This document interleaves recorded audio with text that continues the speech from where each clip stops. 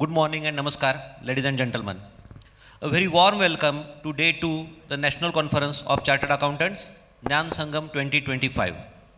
We are delighted to have all of you back with the same enthusiasm and energy that marked the success of day 1.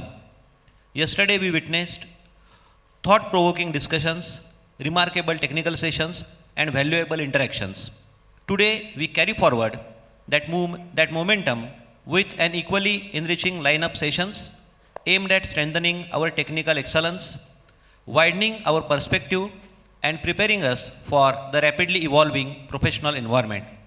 We extend our sincere appreciation to all delegates, dignitaries, speakers, and participants for being part of this conference and contributing to its vibrant and enriching environment. Let us start the day on a positive note and make the most of the session ahead. Thank you very much. Our speaker for the first session for the day, CA Advocate Avinash Poddar sir, a distinguished authority in indirect tax laws, who will be guiding us today on judicial trends in GST, how tribunals and high courts are shaping up the future of indirect tax litigation. This topic is very important to understand recent court and tribunal decisions are changing and how GST law is understood and applied. These judgments helps to resolve many confusing issues, create strong legal guidance, and influence how GST compliance and litigation will move forward in the future. Knowing these judicial trends helps professionals understand the law better, plan more effectively, and handle the GST matters with the greater confidence. To extend a formal welcome to our esteemed speaker, I request CA Girish Kulkarni sir to come forward and escort the sir to the dais. Please give a round of applause. Hello.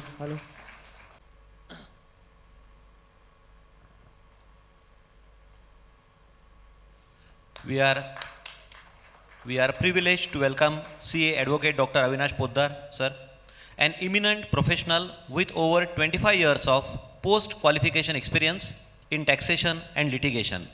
He has served as a practicing chartered accountant for 17 years and has been practicing as an advocate since 2017. Dr. Poddar specializes in indirect taxes, including GST, and regularly appears before the Supreme Court, various high courts, NCLT, NCLAT, special tribunals, and other judicial forums. Having argued over 2,000 matters till date, he has delivered lectures at more than 1,500 professional conferences across India and is the author of 20 plus books, including several reputed publications on GST. He holds multiple qualifications, including PhD in GST, LLM, LLB, CA, DISA, CFP, and many more. He is also the founder and managing partner of Ashwa Legal Advisors LLP, with offices across India, and has received numerous recognitions for his contribution to the profession. Dr. Poddar sir has received many notable recognitions, including TIOL Gold Award, the Gem of CA Profession Award, the Most Promising Litigation Lawyer in Gujarat, and the Best Vocational Award by Rotary Club of Surat. He is also an active academician and a music lover. I request CA Girish Kulkarni to further introduce him.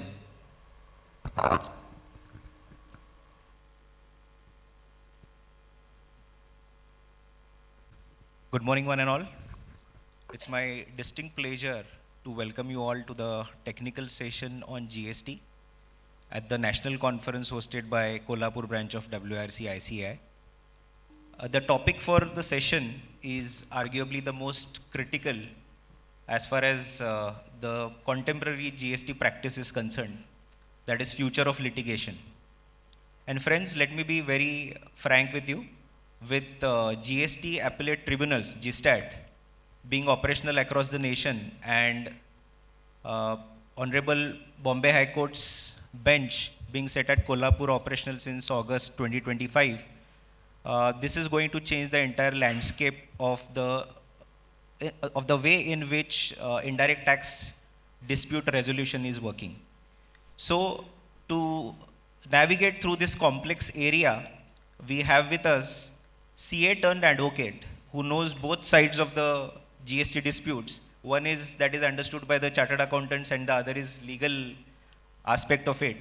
Dr. Avinash Poddar sir. So on behalf of Kolhapur branch, I welcome you to the session. And we would like to hear from you various practical experiences and some guidance for the chartered accountants as how we all can be prepared judicially to face this changing scenario and effectively develop our practices in that direction. And that was a wonderful introduction that was given of Avinash sir. But being a partner professionally with Avinash sir and a very good friend, I would like to candidly share a couple of things about him. He is a hardcore music lover. He's a singer. He plays around 4 to 5 instruments fluently. And he is ex-Ranji player. He has represented 2 states and has had an opportunity to play with international cricketers like Rahul Dravid. So I think you have been here for 2 or 3 times, but most of us did not know this aspect of your life. So we have a all-rounder personality with us. So without further delay, I would request Avinash sir to continue. Thank you, sir. So I would request all the members to intently listen to the session, and if we have any question answers, we will take it at the end. Of course, I have few questions which have come from the audience, which I will try to deliberate during the session whenever the time is right. You can sit and okay.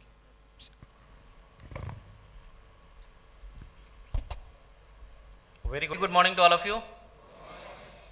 At the outset, let me thank Kolhapur branch for giving me this opportunity, and special thanks to Girish ji, Nitin ji, and the entire team. I am happy that I could be available today. I can come, I can travel because of the Indigo mess. It was getting difficult for me to reach here, but finally. Now the topic which is given to me is something which is very close to my heart, because when I was deciding to quit chartered accountancy profession, I'm sorry I'm using this wrong phrase, a chartered accountant can never quit the chartered accountancy. That is the fact. Because at the back of the mind, he is always a chartered accountant. He is always going to be a chartered accountant. And therefore the difficulty.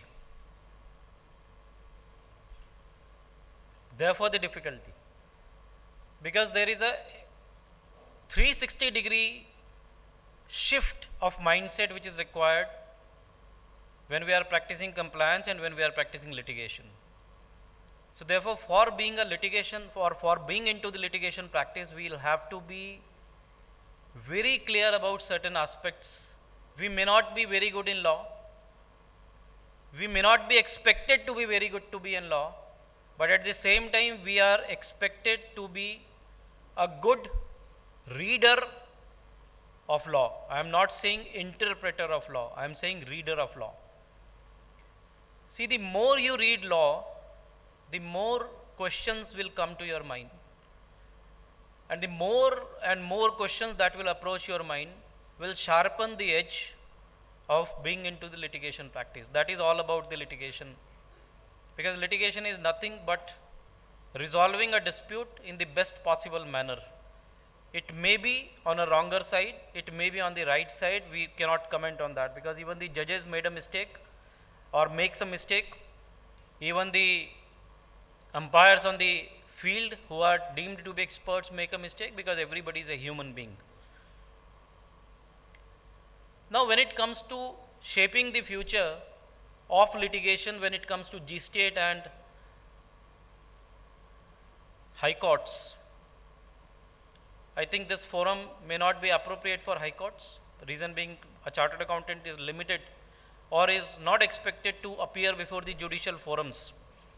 This is the liberty which is given only to the enrolled member with the Bar Council of India, who is termed as an advocate. So therefore, I will not invest too much of the time in advocacy or in high court practice, but I will certainly invest would like to invest some time for G-state practice. What I'll do is, it is 10:05. I try to deliberate for 30 minutes with the permission of Girish ji, and then we can have an open discussion, because there are a lot of queries with Girish ji, and I'm sure there will be certain queries of the participants also. But before I start the deliberation, I would like to seek one assurance from all of you. And the assurance is, this 60 or 75 minutes or whatsoever time we have needs to be interactive. You all need to commit that it has to be interactive. Are you committing this? Because I don't want to have a monologue. I want to have a dialogue. It has to be a two-way discussion, because we are discussing, we are not into reading a law. I am not an expert. I am not reading a law. I am not trying to, what I can say, I am not trying to interpret some provision here. I am just trying to share the experience that I have of practicing as a chartered accountant and also practicing as an advocate since last 8 years. Now friends, when it comes to the core practice, one very important confusion that we have is, litigation can be handled as we are handling our routine practice. I am repeating, one very wrong belief in mindset of we professionals, we chartered accountants, because I shifted from this profession, from chartered accountancy to advocacy. So I have traveled this, I have transitioned into this practice, so therefore I am aware of this, I have experienced this. We believe that whatever we are practicing as a chartered accountant, being an auditor, being a tax consultant, being a compliance professional, or being an advisor, the same is going to be in the litigation also. I'm extremely sorry to say this. The answer would be absolutely in negative. It's not that. It has to be a entire shift of the mindset. Why I am saying so? Sir, as a professional chartered accountant, what we are doing? We are reading a law, believing that law to be correct, and then implementing that law, or rather I would say participation in implementation of that particular provision. We are never entering into or venturing into the question that whether the law which we are implementing is right or wrong. Tell me yes or no. Is there anyone who is interpreting the law whether it is right or wrong? We interpret action of the implementer, that means the authorities, whether the action is within the four corners of the law which is written by the parliamentarian or not. If that is not within the four corners of the law, then we are saying we will file an appeal, we will go and challenge these orders. So what we are doing, we are going and challenging the orders. We are not going and challenging the law. And there comes the shift. There comes the way in which we need to look into that, and it starts from the very basic, that is the notice stage. See, please appreciate one thing. If the base is weak, a building cannot be created. Can you develop a building of 10 floors or 20 floors or let's say even 4 floors without the good base? Anyone who can do this? Tell me yes or no. A good articleship is required for becoming a good chartered accountant. That is what we have learned. After completing the chartered accountancy, the expectation increases, but when we are pursuing the chartered accountancy, the expectation is not that much, and therefore we can learn, and therefore it is said that it is the best period to learn, to groom yourself. So similarly, a base is very important, and when it comes to litigation, the base starts from the very important stage of notice. A chartered accountant, I'm extremely sorry, please excuse me for using this again and again, but this is what I have experienced. This is my experience which I am sharing. Many in this hall are seniors to me, many in this hall are juniors to me, many are colleagues, or maybe having the same kind of experience that I have, but This is only my experience. You might be having a different experience, or you might be following what I am following today after the 26 years of experience. But the point which I am trying to raise is, I was doing, when I was a chartered accountant, my client was doing one thing. He was sending a notice to me, sir, I may be permitted to use some words in Hindi also. Sir ये कुछ notice आया है, देख लीजिए ना क्या है. This was the reaction of a client. And what was my reaction? The moment I'll receive that notice, I'll do two things. One, I'll forward that notice to one of my article clerk or one of my juniors or the staff or whatsoever I can say. This is one option. The other option is, I'll sit and start drafting the reply to that notice. Sir, please appreciate, this is the mindset which is required to be changing. Rather, it is mandatory to change when we are planning to go into the practice of G state. Because now you have to build a building with a base, and the base starts from notice. So therefore, you need to interpret the notice, that whether the notice is within authority of law, under which section the notice was issued, whether the officer who has issued the notice was having the jurisdiction to issue that notice, and most importantly, whether the notice is complete in contents that is expected to be there in the notice. If these things are missing, I am of the view that you may not reply on merits. I am repeating. क्या होता है, बहुत जगह जाके बोल के आते हैं लोग, ये सुनते हैं कि you may not reply, but वो ये नहीं सुनते हैं कि I have also said on merits. It means that the reply is required. Any notice that you receive, howsoever vague it is, howsoever illegal it is, howsoever invalid it is, you have to reply back to that notice. But whether to reply on merits or to reply and point out the technical flaws, that is where you need to apply your mind. So what I used to do, notice आया, उसका reply बना के submit करना सबसे पहला priority, because client says that please do whatever you want, but this notice should not come to me again, and therefore I'll comply with that notice. Sir, please bear in mind that is the wrong way of practice. We have to look into the nitty-gritties, technical flaws, the technical issues in the notice, point out those technical issues, so that whenever we get a favor from the High Court or Supreme Court, or whenever somebody else get a favor from the High Court or Supreme Court, I can borrow that precedence because I have already argued that. So that is known as doctrine of acquiescence. It's extremely important phrase which says that if you are silent on a thing, on an issue, and you have not raised that issue while replying to the notice or at the first stage, you cannot raise the same issue at the appellate stage. Therefore, whatever you feel, अब इसमें problem क्या आती है? Girish sir, what I have experienced is, many of my friends, many of my colleagues and seniors say, Avinash, you are into litigation practice, you go and appear before the high courts, you don't know the department practice. Department where we all are friends. All officers are friends to us. Now we cannot write that you have issued an illegal notice.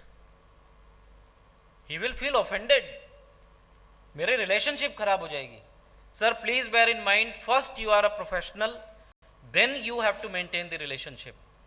If you are a professional and you have accepted a brief of your client, you have to be 100% devoted to your client, not to the other officer. By saying so, it does not mean that आप उस officer के साथ relationship मत रखिए. Sir, मैंने भी रखी है, अभी भी रख रहा हूँ. Important is, you have to point out that, but you may not press it before the officer. You have to be very much aware what to say, when to say, how to say, and whether to say. What to say, when to say, how to say, and whether to say or not. So whether to say means on merits not to be replied at the first instance.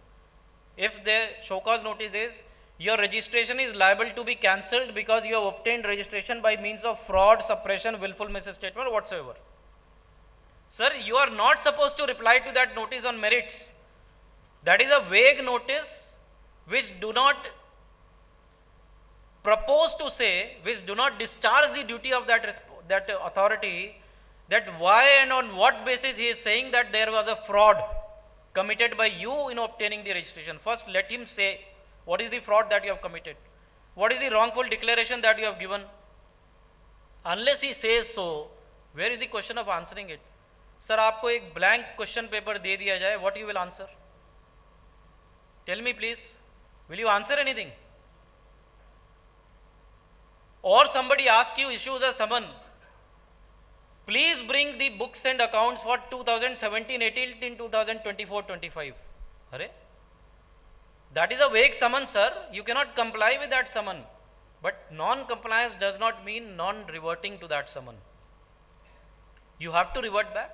You have to raise the nitty-gritties of that particular summon or the notice, saying that, look sir, I have received this show cause notice which seems to be incomplete with respect to under which section it has been issued. What is the exact allegation that you are asking for? What are the documents on the basis of which you are relying upon and posing those allegations on me? Kindly put forth all these queries to me, then I will defend. Then I will make my submissions. Because unless you give the allegations in black and white, where is the question of replying back to the notice or to the summon?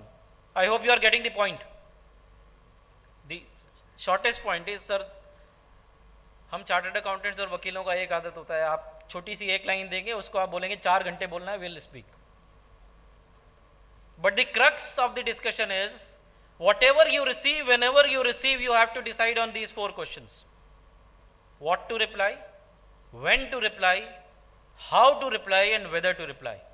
So whether to reply का answer है, it should not be replied on merits, because there are no allegations which are clear. You have obtained your registration by way of fraud. Arre, which fraud? What are those documents on the basis of which you are saying that the allegation of fraud is established? So not to be replied on merits. So therefore, whether to reply, no, not on merits. How to reply? You have to be soft in your words.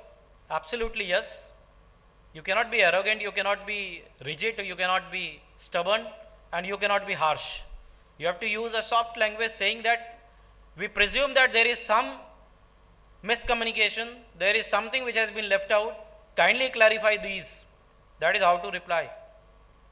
When to reply? On immediate basis. You cannot sit tight on any notice. You have to reply. Sir, compliances are most important. Compliances are required. And last but not the least, what to reply?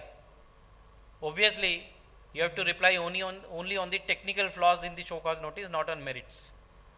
So these are certain questions which has to be very clear in your mind, and the technical objections has to be raised at that particular stage when the show cause notice or when the notice or the summon is issued to you. That is a mindset which has to be changed. So for an auditor it is said कि postmortem exercise करते हैं वो. After the completion of the year, they sit back and then they do postmortem exercise.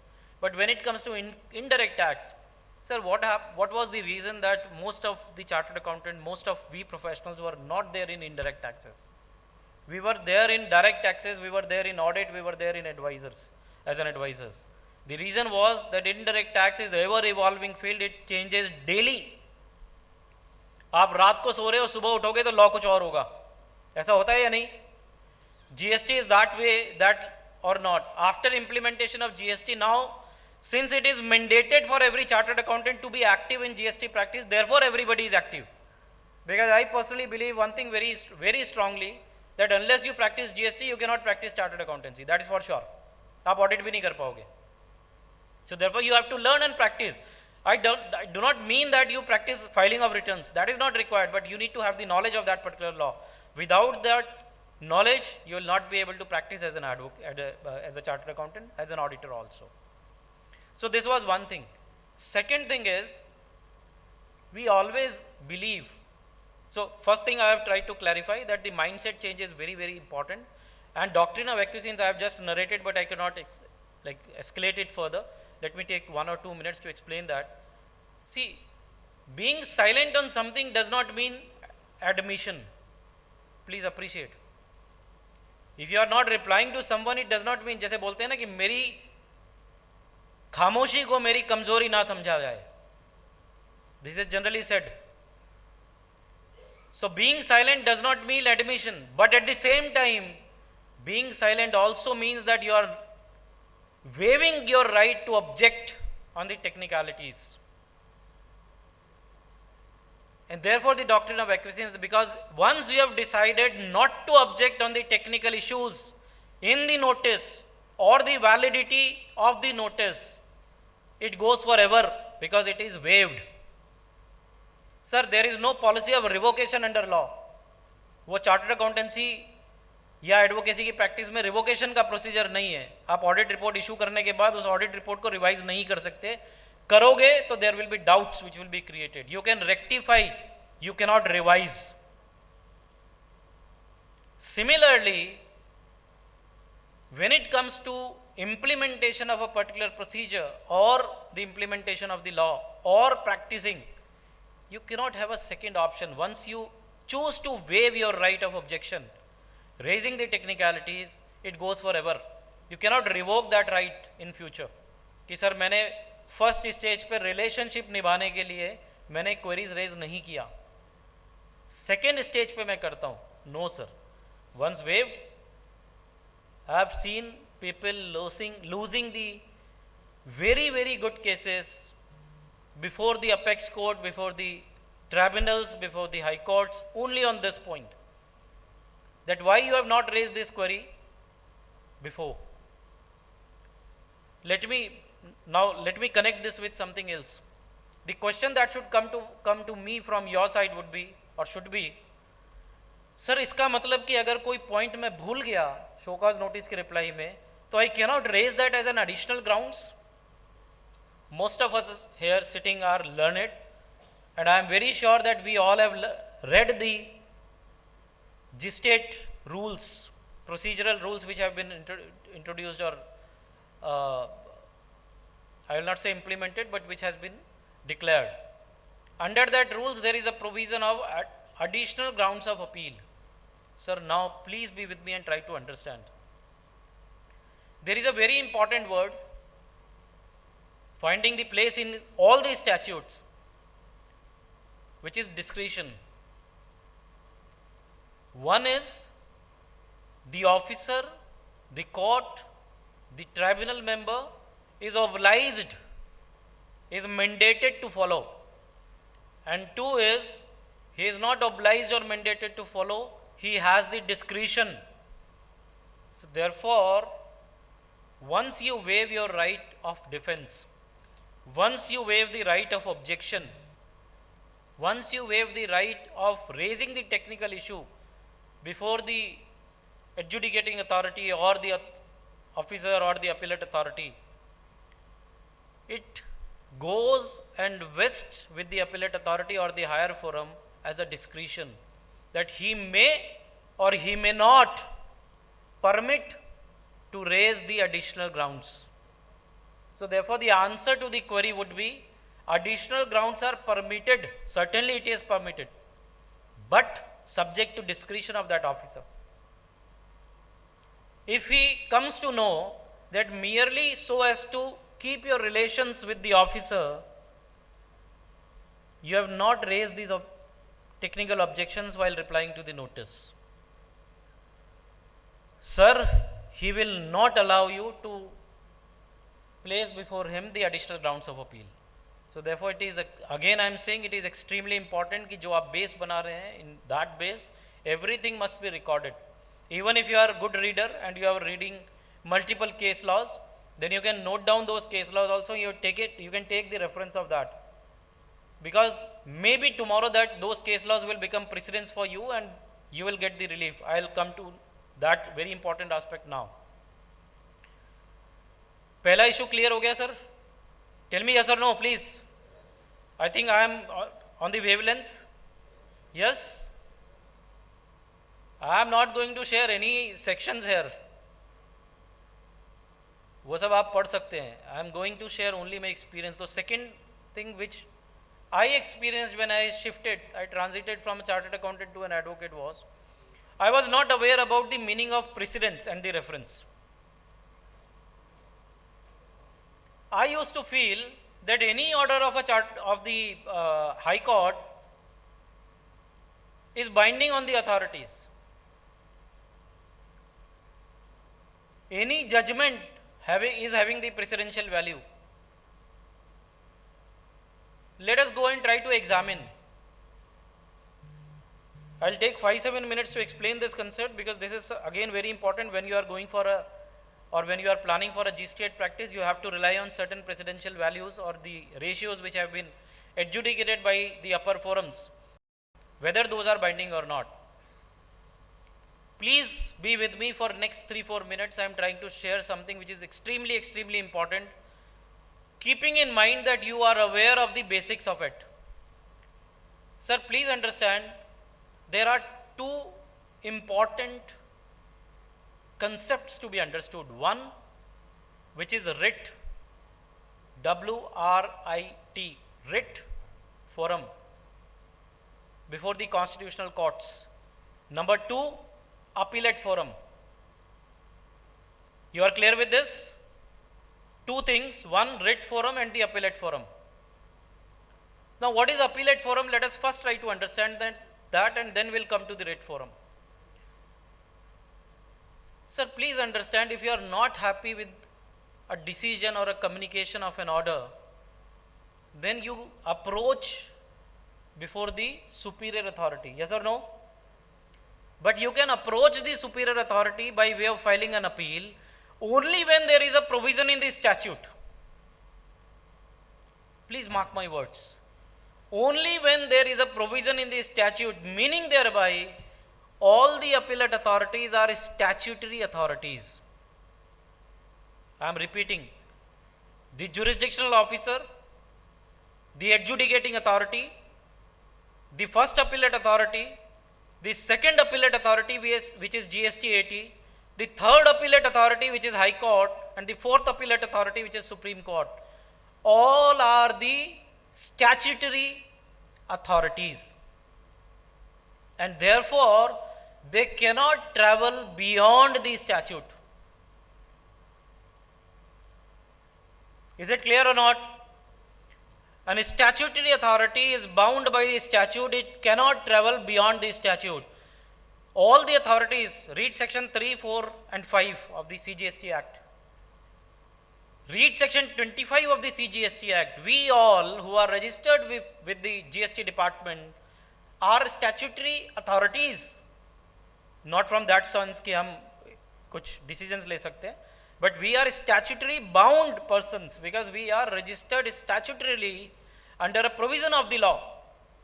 Similarly, an officer who is appointed under section 3, 4 or 5 of the CGST Act is also a statutory authority, and therefore they all, that means we as an assessee and the officers as the authorities, are bound by the statute. They cannot travel, in any case they cannot travel beyond the statute. So therefore they have to act within the purview of the statute. So therefore any infirmity, any non-compliance with a statute or a rule can be challenged before the appellate forum. I hope I am clear. Any infirmity, any action which is action of non-compliance by a statutory authority or by a registered person can be challenged by way of an appeal before the statutory appellate authority.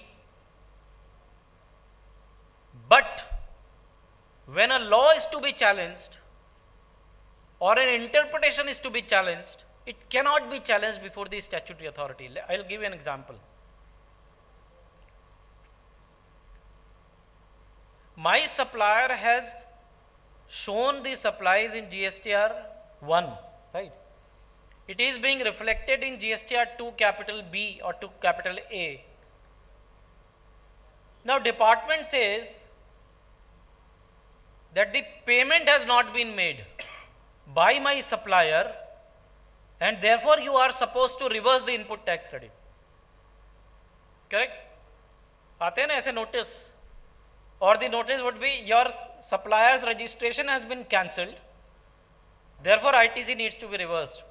And yesterday we were discussing there is a term NGTP, a beautifully defined and designed term by the authorities saying non-genuine taxpayer. Who are you to judge? There are judges in High Court and Supreme Court, they are going to decide whether they are non-genuine or genuine. But the question is, if the action is to be challenged, you can challenge before the authorities. For example, you have supported all the evidences, you have given all the documents, you have shown that you have received the goods, everything is recorded, raw material came, then it went for the finished goods or for the manufacturing, then the finished goods came, and then the finished goods were exported or supplied in the local market. But the departmental officer is saying, no, you have not received the goods, because the person is non-existent. So these are factual issues, and therefore the action of that authority needs to be challenged, and that action or the infirmity which he is alleging can be challenged before the statutory authority. You can go and file an appeal, first appeal, then you can go before the state, because the question of fact is there. The fact is that I have received the goods. The allegation is that you have not received the goods. There is no question of law. So therefore statutory authority के पास जाएंगे तो आपको answer मिलेगा. But if there is a question of law involved, then it has to be challenged before the constitutional courts. For example, if the allegation is that your supplier has not made the payment. Arey sir, how would I come to know whether he has made the payment or not? You are the best judge. And how can you allege when there is a declaration in GSTR 2A and all those data and documents are there on the platform itself? You cannot say so. So therefore, important here would be where to challenge and when to challenge. Before that, please try to understand, there are two important articles in the Constitution of India.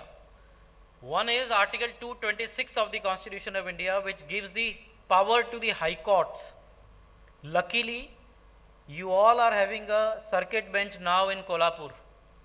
So therefore, आपको बाहर नहीं जाना है, बॉम्बे नहीं जाना है अब. कोल्हापुर के अंदर ही you can invoke Article 226. What is Article 226 all about? Article 226 is the constitutional court, the power given to the courts to decide. Now please be with me and try to understand this.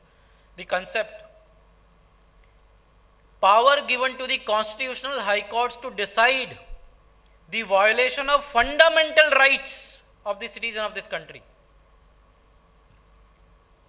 Please appreciate, I have used the word fundamental right violation. I have not used the word action which is wrong by the departmental officer. A wrong action of the departmental officer can never be taken into the Article 226 of the Constitution of India.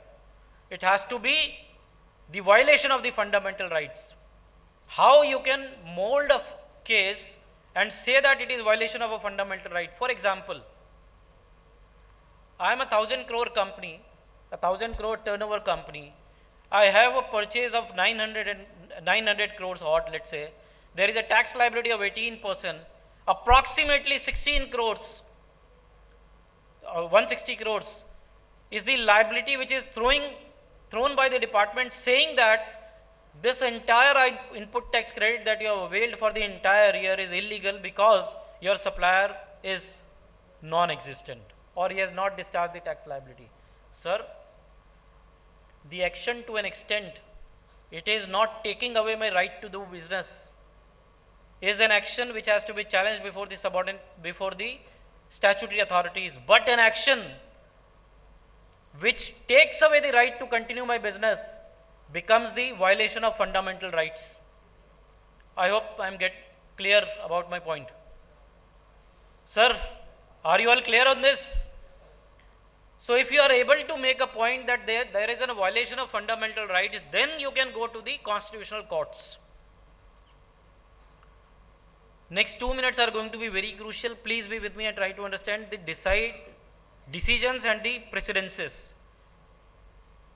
In GST, 99% of the matters or 99% of the orders that you have read till date from 2017 till 2025, today is what, 7th December, all the decisions are of writ court. There is no appellate forum, there is no tribunal, there is no question of High Court being an appellate forum.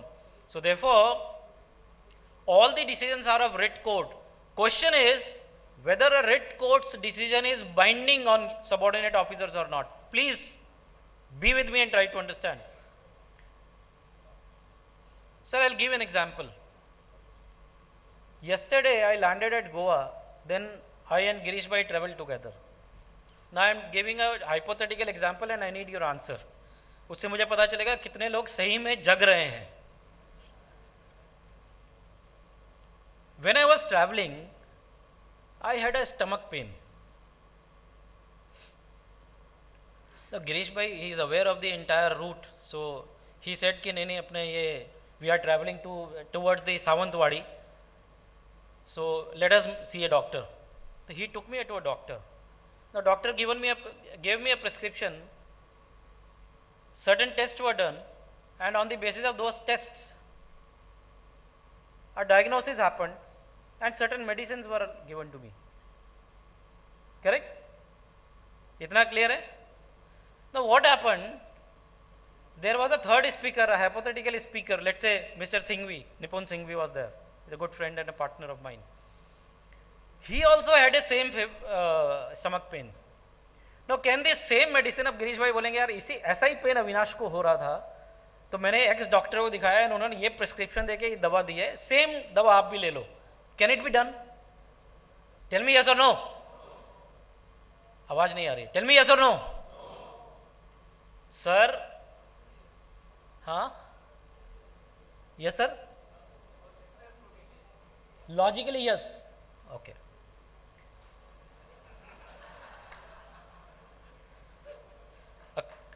An audit report being copied of A and company in C and company, logically yes. Because the business was same. Sir, illogically also it cannot be yes. I'm sorry to say this bluntly. Because violation of your fundamental right is your, or violation in your case. It cannot be the same violation in his case or my case or X case. So therefore we have to go and establish that the same violation was there in my case also. Meaning thereby any decision of a writ court under Article 226 of the Constitution of India does not have a binding precedence at all. It only has a referential value. It do not have a binding precedence. So आप कितना भी reply करेंगे, कितना भी rely upon करेंगे कि Kolhapur high court में bench में ये डिसीजन हुआ, Bombay high court jurisdictional high court का ये डिसीजन है प्रिंसिपल बेंच का, दिल्ली हाई कोर्ट का ये जजमेंट है, and therefore you need to drop this proceedings. The answer would be absolutely no. He is not bound to follow a writ court's decision, because writ court decision is on fundamental rights violation of the petitioner in that particular case. I hope I am clear. Very clear, sir? So therefore you can take the reference of it, but you cannot go for contempt of court, क्योंकि आपकी बात उसने मानी नहीं, या judicial आपका जो jurisdictional high court था उसकी बात नहीं मानी. It only has a referential value. It do not have a precedential value. But when a judgment, let's say Mohit Minerals of Gujarat High Court, VKC Footsteps of Gujarat High Court, or many other judgments like Haikal Limited of Bombay High Court, recent judgment on 96 clause 10, it travels to the Supreme Court. So then when it will travel to the Supreme Court, what will be said, sir? It will be an appeal against the order of the High Court, yes or no? Tell me yes or no, please. It will be an appeal against the order of the High Court, and therefore when Supreme Court will decide, that will become the law of the land, because that is an appeal order. So now let us draw the analogy from it. 5 minutes. Let us draw the analogy from this.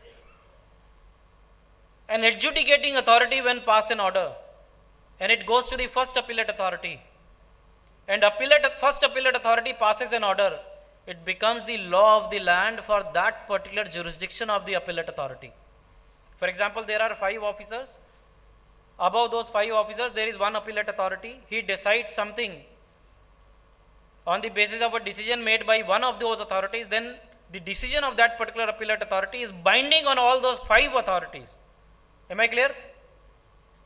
Similarly, when the first appellate authority's decision is challenged before the G state, the second appellate authority, and second appellate authority decides something, it becomes binding on the entire jurisdiction of that particular tribunal.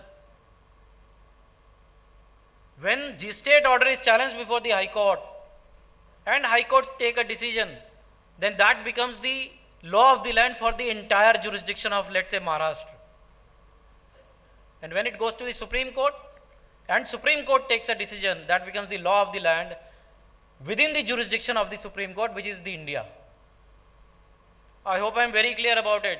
So therefore, writ jurisdiction में कोई भी decisions आ रहे हैं, those decisions are having a reference value, cannot be a binding precedence, and therefore you cannot go for contempt against the officer for not following it. But if it is an appeal order and not followed by the authority, subordinate authority, then certainly it was having a binding precedence, and you can go for contempt of the court. I hope I am clear. This is I'll say, this is something which is extremely important for all of us to understand. Why it is so? Because till today, 99% of the judgments, 99% of the orders are under Article 226 of the Constitution of India. Those are not under Section 116 of the CGST Act. The moment it will be under Section 116, that is the High Court, it will become the law of the land. Now let me give another example. Then I'll open up for the discussion with Girish Bhai.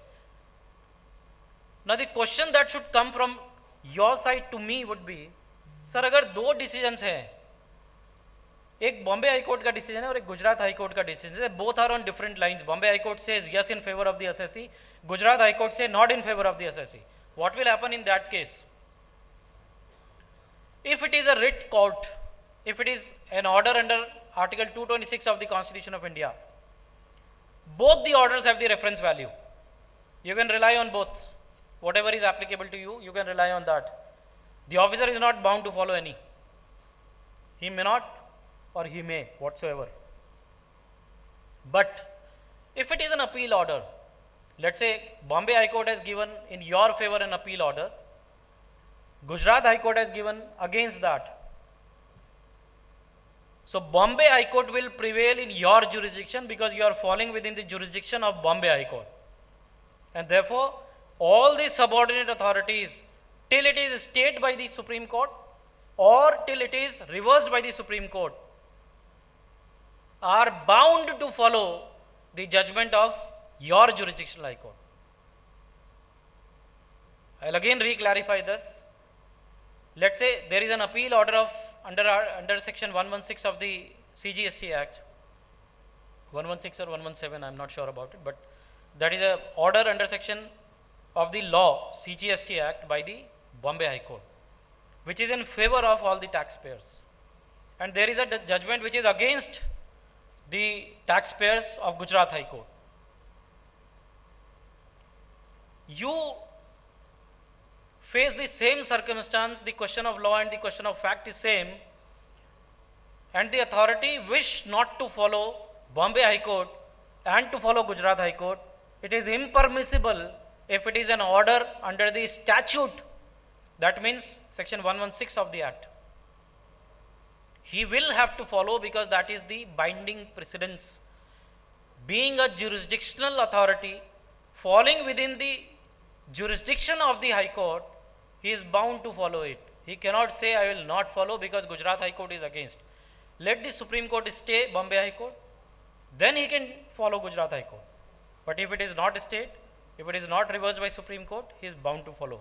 So therefore, there is huge difference between the precedential value and the jurisdictional value. Let me give an example. Suppose in the referential value, and you have to be very clear when to take the referential value, when to rely on that and say the officer in a requesting tone to follow that reference, or when to say in harsh tone to the officer that you are bound to follow this because this is a judgment or this is an order which has a precedential value.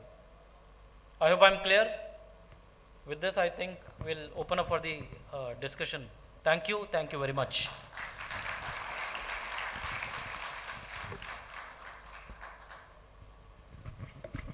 Thank you so much, sir. Before going to the question and answer segment, I would like to thank you for detailed deliberation on the basics of litigation, starting from challenging the show cause notice at very basic stage to cover all the grounds of challenge at the very first step, so that there are no issues when we go to a higher forum. Appeals versus writ, which way to choose? Excellent deliberation on that. Also, you helped us to understand what is an order versus a judgment, right in rem and right in personam basically. And reading of law, I think you focused on that as well. That is very, very important for all the chartered accountants. Now, I would request you to little bit deliberate on the area of burden of proof. And I will give you one practical example, which is probably faced by most of the professionals sitting out here. So what is happening currently is, with the help of technology and DGARM and all other institutes helping GST authorities to compile the data, do data mining and give the ready references to further adjudicate the matters, these tax authorities are getting data such as the supply of goods where the movement cannot be tracked. For example, they track all the toll ways through the RFID devices or FASTag, and they make allegations as to there was no movement of the goods, even in spite of the fact that the taxpayer is having all the required documents such as invoice, e-way bill, transporter's consignment note, etc. And as it is rightly said, that allegations which are not challenged become facts. So, burden of proof. See, this can be a long discussion, but to keep it short, I'd say burden of proof, when it comes to allegation, it has to be discharged by the authority. And whatsoever data is there or data mining is being done by the departmental officers, or let's say any data is sent by DGARM, it is a settled principle of law which says that you cannot borrow the satisfaction. You need to draw. See, you can have a reference of that value, that data which is sent by the DGARM, but you have to apply your mind to that data, and after application of your mind, you have to take a call whether the allegation is right or wrong. So first thing is, the burden of proof is always on the officer who is discharging that liability. DGRM does not have a burden of proof. They are only doing for example, an article clerk cannot be casted with a responsibility of signing a wrong audit report. He can help you in assimilating the data, he can help you in drafting the audit reports, but finally if you are signing that, the discharge of burden of proof is on you. Same way, if the authority who is issuing a show cause notice or a notice on the basis of an information or the data is bound to discharge his burden of proof. So the person who is alleging needs to be discharged. But there is one provision in law, I think clause 155 of the Act, section 155, which says that in case of input tax credit, the entire burden is on the taxpayer. But that does not mean that you can be expected to do something which is impossible. Meaning thereby, you cannot go into the shoes of the supplier and ascertain whether the supplier is going to be genuine after 5 years or is going to be ingenuine after 5 years. Today he is genuine at the date of the transaction. That is more than sufficient. There are n number of judgments.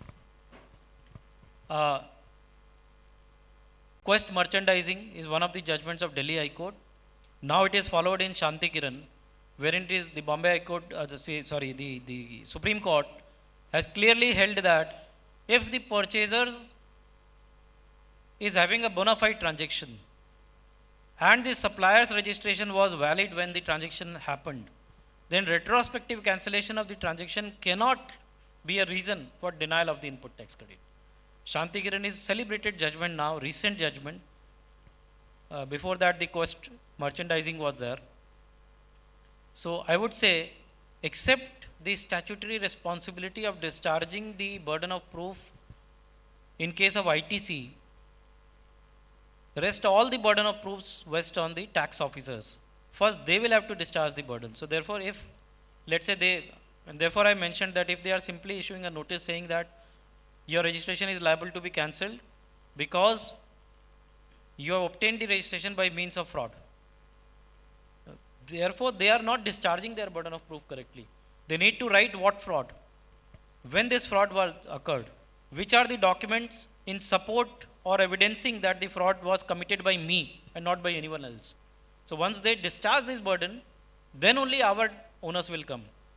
See, one thing is very important. We have to know the difference between burden of proof and onus of proof. A burden of proof can never shift to another person. If you have the responsibility or you have the burden of proof to be discharged, you will have to discharge it.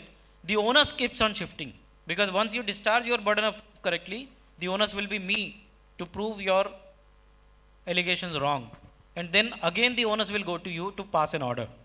So burden of proof is something which has to be discharged by the person who is liable to be discharging that burden, but onus of proof keeps on changing. Thank you, sir. So next question would be related to writ petition versus appeals. So appeal is a statutory right, as we all know. Sometimes what happens is that the demands are high pitched.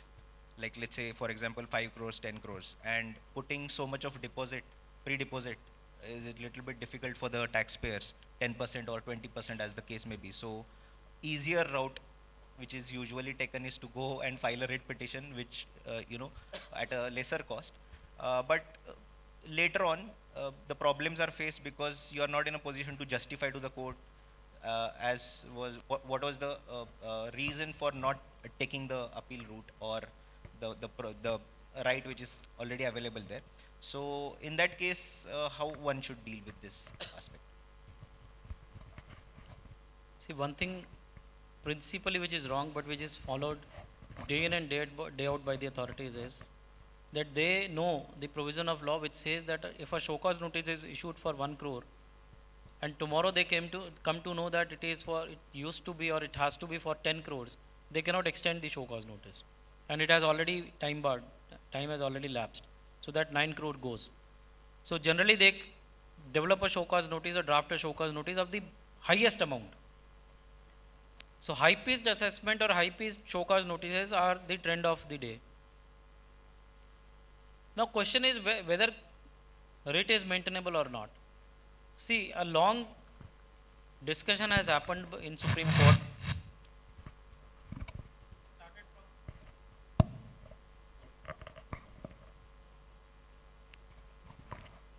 It started from Vodafone and now it is Commercial Steel, which says that if there is a statutory alternate remedy available in law, I am repeating, if there is a statutory alternate remedy available in law, writ under Article 226 is not maintainable.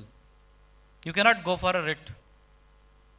But there are certain exceptions also, which says if the order is passed without authority of law, if the order is passed without following the principles of natural justice, if you are challenging a particular act or a particular provision, then in that case, writ is maintainable even if there is an alternate remedy available in the law. Now comes the question, can we take a shorter route of not filing an appeal and filing a writ petition merely to avoid the pre-deposit of 10%? The answer is no. The only route can be, let's say, abhi to penalty pe bhi aa gaya hai. So, what they are doing is section 122(1)(2), section 122(1)(3), section 122(1)(7), section 122(1)(9), section 122(1)(13), all these clauses, there are 6 clauses. Order is of 10 crores. They will say 60 crores is the penalty.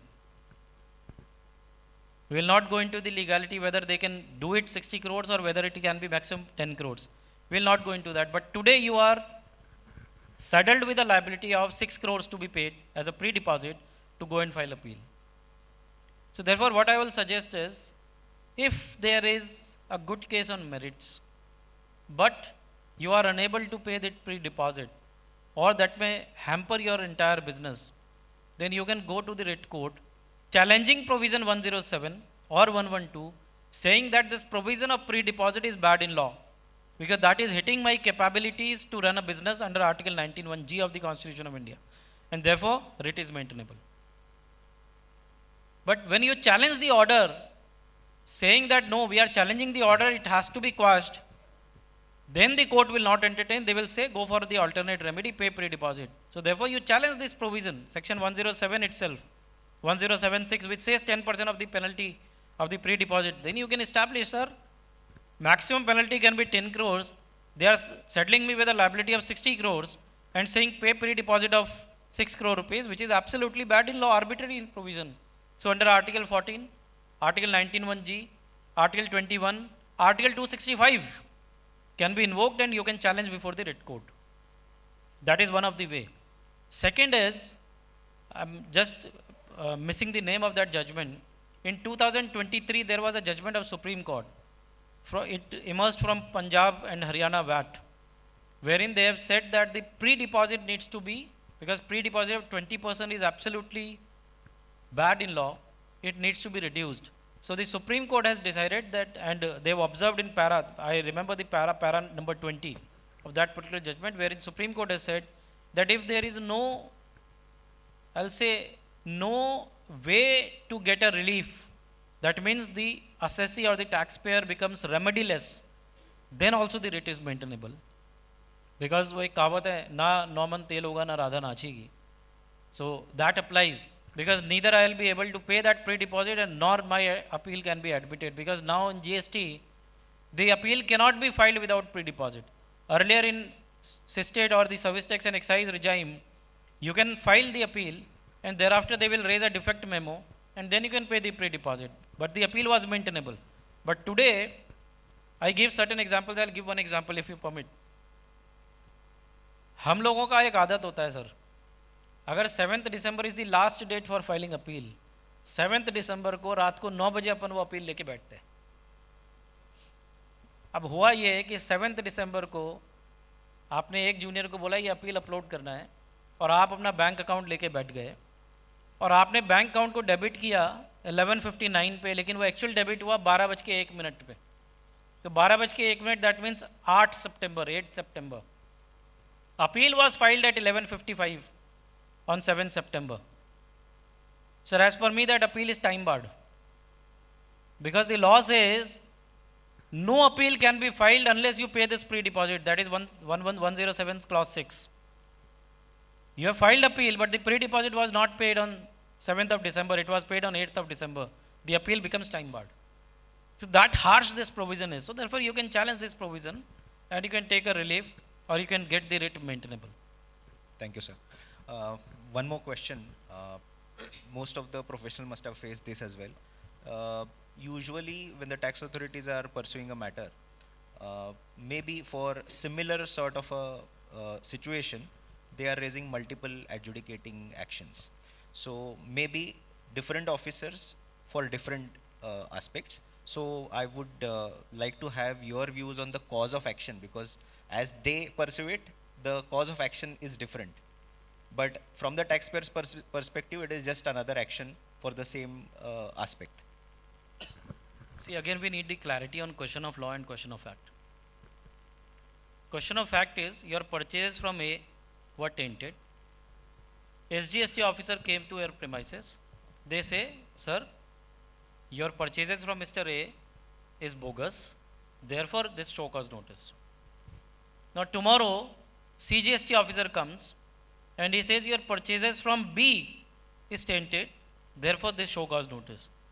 On third day, DGGI comes and they will say, your purchases from C is bogus, and therefore, this show cause notice. So, as per my understanding also, all these three actions are independent actions and very well valid in law, because all the three causes of actions are different because of the facts, because there is a question of fact involved. But what is the question of law? Question of law is, am I responsible to make sure that my supplier's registration should be there till I am alive. Are you getting the point? Sir 5 साल के बाद 2018 में आपने purchase किया या 19 में purchase किया, 2025 में तो आधे लोग चले गए सर, 2020-21 में तो काफ़ी लोग चले गए, अभी मेरा सप्लायर भी चला गया. Now you are saying he is non-existent. Certainly he is non-existent, but that doesn't mean that the transaction never happened. So the point is, that becomes the question of law, that whether it is my responsibility to make sure that he is alive till my business continues, or he also conducts the same business till my business continues. हो सकता है उनके जो सन है वो foreign चले गए, US चले गए, and he also went along with him. His age was old. There can be n number of reasons. So therefore, if it is a fact, there are different causes of action, multiple show cause notices for the same period, on the same section, but for the different suppliers is absolutely valid in law. There is no bar in law. But the question of law is one. So therefore, what you can do is, you can challenge the question of law in the writ forum without challenging the orders or the adjudications. You can simply challenge the question of law, ki, sir, today you are declaring that person as a non-genuine taxpayer. That does not mean that my purchases are bogus, and that should not come in my way of business for future. So therefore, you can challenge in the writ code. But so far as cause of action query is concerned, I am of the view that yes, there are different causes of action because the facts are different in all the cases. So,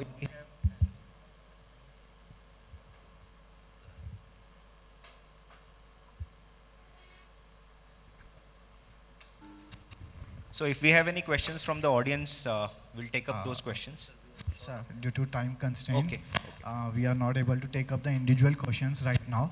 But we urge, if you have any difficulty, any question, please write us on email at branch email ID. We will definitely get back to you. So, on behalf of Kolhapur branch of WRC, I would like to thank Avinash sir for his time and excellent deliberation. And I think the message for all the members is very clear with the backdrop of GST appellate tribunals operational and local high court bench. I think the focus should be very sharp on the initial facts, the draftings, and I think following the processes properly. So thank you so much. Thank you so much, sir.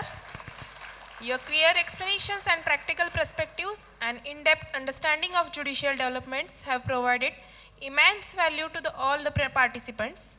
Now, on behalf of Kolhapur branch of WRC, ICAI, I request CA Girish Kulkarni sir to kindly felicitate our esteemed speaker for today, CA Advocate Avinash Poddar sir, as a gesture of our appreciation and gratitude.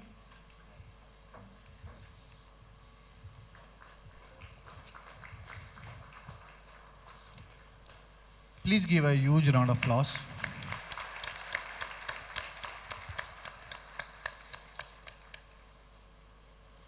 Thank you, sir. On behalf of Kolhapur branch of WRC, I extend our sincere gratitude to CA Advocate Dr. Avinash Poddar sir for his valuable contribution to today's session. His deep insights into judicial trends in GST and his clear interpretations of various notices, appeals and orders have greatly enriched our understanding of indirect tax litigation. In his speech only, he has suggested the answers of 4 questions: what to say, how to say, when to say and whether to say. So thank you very much, sir. I extend our sincere gratitude to our respected session chairperson, CA Girish Kulkarni sir, for leading over this session. We also express our appreciation to all the delegates, dignitaries and participants for their active engagement and continued support. Your presence truly adds value to this conference. Here we formally conclude our first technical session of the day. Thank you very much.